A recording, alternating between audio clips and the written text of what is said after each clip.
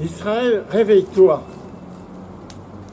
Un génocide, des crimes de guerre, des massacres d'enfants, de journalistes, d'ONG sont commis en ton nom. Tu ne peux ni ne dois confondre la population de Gaza avec les crimes de ses dirigeants, comme tu ne peux ni ne dois être confondu avec la folie de ceux qui, en ton nom, ont confisqué le pouvoir et pratiquent la fuite en avant suicidaire et génocidaire. Israël, questionne-toi.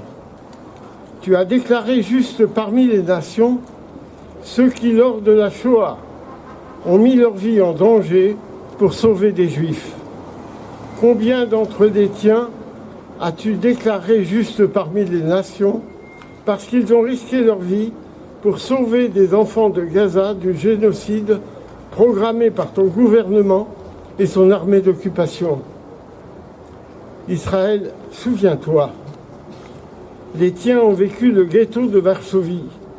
Ce ghetto était un camp de concentration transformé en camp d'extermination. Ne fais-tu pas la même chose à Gaza? L'Allemagne nazie avait perdu son humanité. N'es-tu pas en train de perdre la tienne? La déshumanisation n'est pas réservée qu'aux autres. Elle guette chacun d'entre nous. Israël, ouvre les yeux.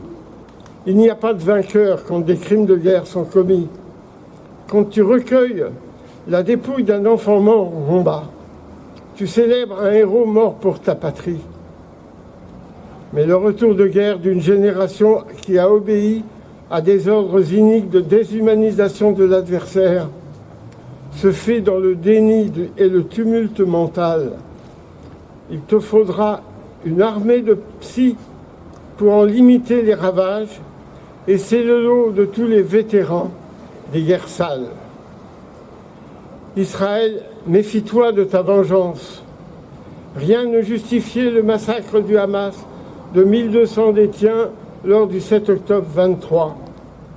Mais rien ne pourra justifier le massacre aujourd'hui de plus de 20 000 enfants palestiniens si tu pratiques la déshumanisation de ton ennemi.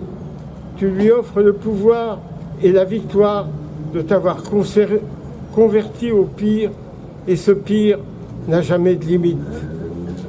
Israël, réveille-toi et ressaisis-toi.